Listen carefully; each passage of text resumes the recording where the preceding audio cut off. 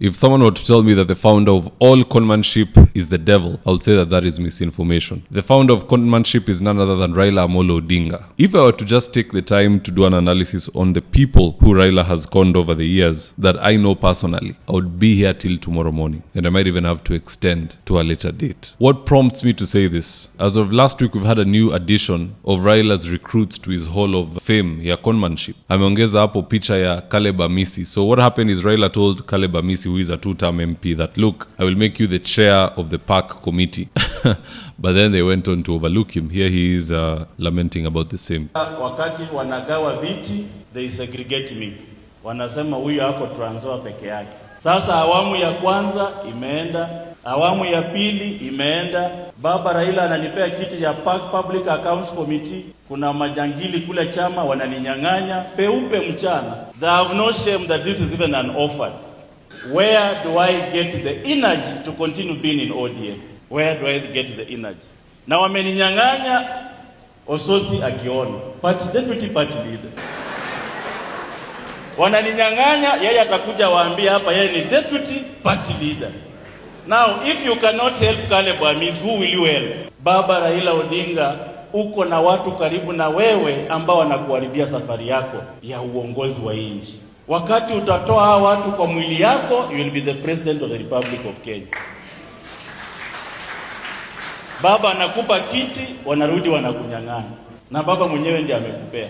It's so sad what is happening to Amisi, to the point paka unaona ati natembea anamtetea but bado anamroast, because I heard him saying that kuna kamtu hapa kajamaa kanahangaika amedanganywa mambo ya committee.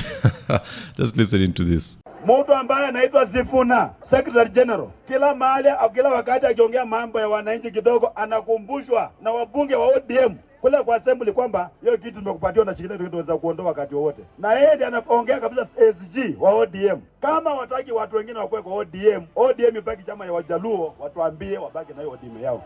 Kwa kajamaa hapa kanaitwa Caleb ni mjumbe wetu hapa Zaboti. Amisi walimwambia atakuwa chairman wa Public Accounts Committee. Sasa hizi Caleb analilia kwa choo.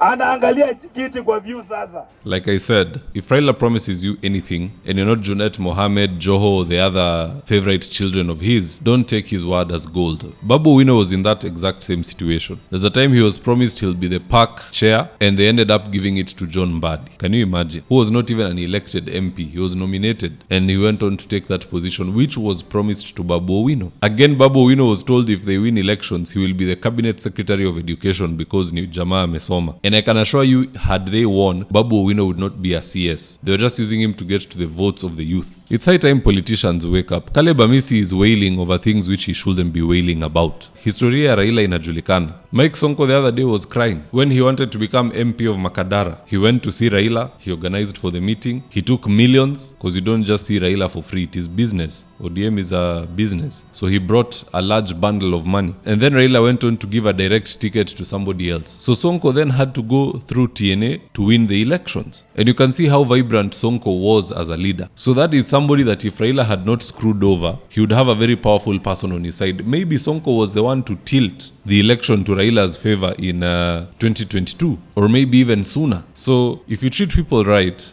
they will pay you back in due time. If you con people all the time, then your dividends will always be the same. If you live by the sword, you die by the sword, it's written. Look at how he played Wetangula and Mudavadi in 2017. Anaenda handshake peke yake, he doesn't go with any of the principles. They're not even aware, they're just seeing the image there for the first time. And that is how they jumped ship, wakaachana mambo ya Raila in 2022, and he lost the election. If Bungoma went to Raila, Raila would be president today, but he didn't see that coming. And the problem with ODM is that people can't speak truth to power. Amisi can point out all these issues of conmanship, and then he's saying how ati watu wamezunguka Raila ndo wabaya. Come on, if there's something that has happened which is not right, just have the balls to call out the person. Wacha hii mambo ya kusema ati rais si mbaya ni wale wamemzunguka, Raila si mbaya ni wale wamemzunguka. Anytime you hear somebody saying that, it means they have no balls. Ni watu waoga. Salasia tells Raila the truth. Amisi has been shortchanged na anataka kusema ni wale wamezunguka Raila. Really? If Raila says Amisi is the next chair of the park committee, Public Accounts Committee, who around Raila is going to veto that? Nobody. So it just means Raila never wanted to give him that position. Anyway, lesson learned for Caleb Amisi and other would-be politicians. If you want to know who you're dealing with, study their history. Know it well so that you can predict the future, because the best way to predict the future is to study the past. Patterns are there, things do happen over and over again. It's the same way Arsenali kupoteza kikombe ni kama dawa, kama kawa. So we all saw it coming, but that's a story for another day. But what say you guys? Do you think Caleb Amisi deserved it? Because only a fool would believe any promise that is coming out of Raila's mouth. Just drop me your own comments in the comment section below and I'll do my best to read them and to give you a response. And in the event you're here for the first time, please go on and hit the subscribe button. And if you're watching from a different platform, just head on over to YouTube, search for David Wafula, hit the subscribe button. You're going to be getting a ton of content of this nature.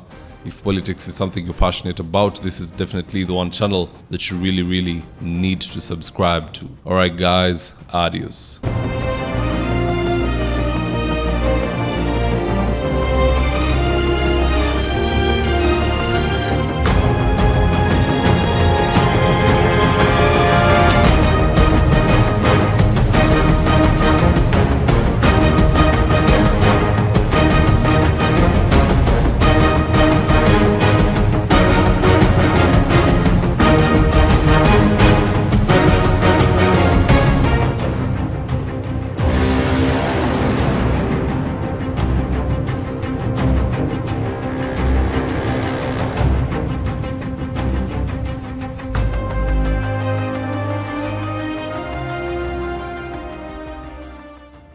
Thank you for choosing David Wafula as your primary news platform. We put countless hours in research, recording, and editing. By showing up each and every day to watch our videos, you encourage us to generate more videos for the viewers. We are on a mission to inform, educate, and build a better tomorrow.